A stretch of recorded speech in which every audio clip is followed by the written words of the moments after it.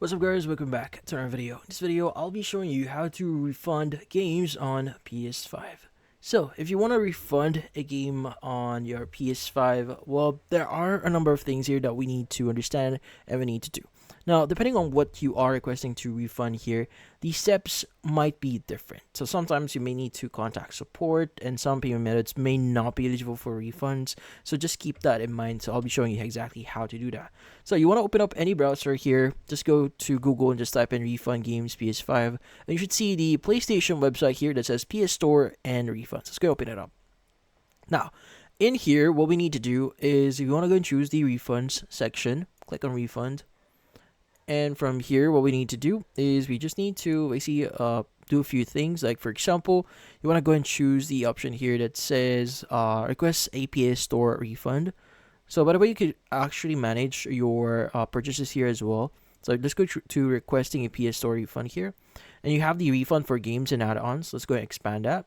So in this case, for full games, downloadable content, and game consumables and season passes, all under in this category. So after purchasing this type of content through PlayStation Store, you have like 14 days from purchase to request a refund.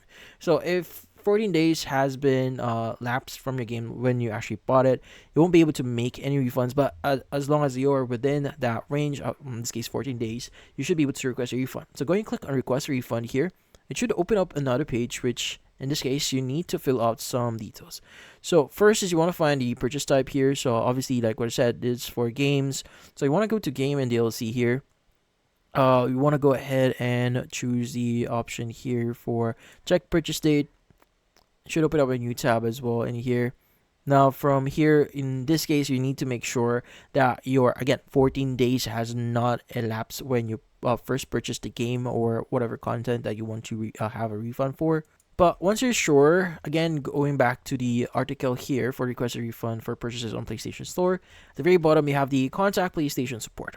Now, again, like what I said before, depending on what type of content that you're actually requesting a refund for, you may need to contact PlayStation Store, or they may have a, in this case, a form that you can fill up to make the refund automatic. But let's go and click on contact support here.